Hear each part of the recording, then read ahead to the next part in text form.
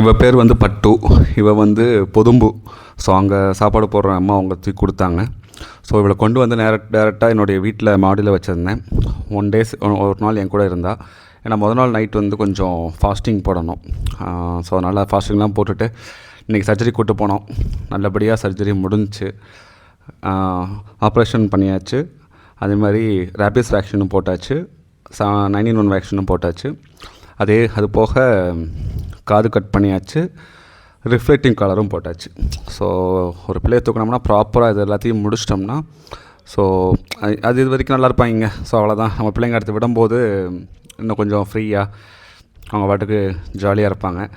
இப்போ வந்து நம்ம ஷெல்டருக்கு தான் போஸ்ட் கேருக்கு போயிருக்காங்க.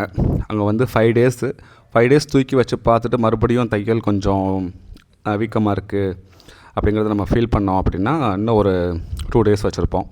அதிகபட்சம் மேக்ஸிமம் 10 டேஸ் வரைக்கும் வைக்க வாய்ப்பு இருக்குது. ஸோ இப்போ ஷெல்டரில் இருக்காங்க. நான் ரிலீஸ் பண்ணும்போது கண்டிப்பாக ரிலீஸ் வீடியோ நான் மென்ஷன் பண்ணுறேன். நம்ம மொத்தம் 298 பிள்ளைங்களுக்கு பண்ணியிருக்கோம் இந்த ஒரு 1 இயரில். இந்த மாதம் 10 டார்கெட் பண்ணோம். அதில் வந்து 9வது பிள்ளை. இனி ஃபர்தராக வருங்க.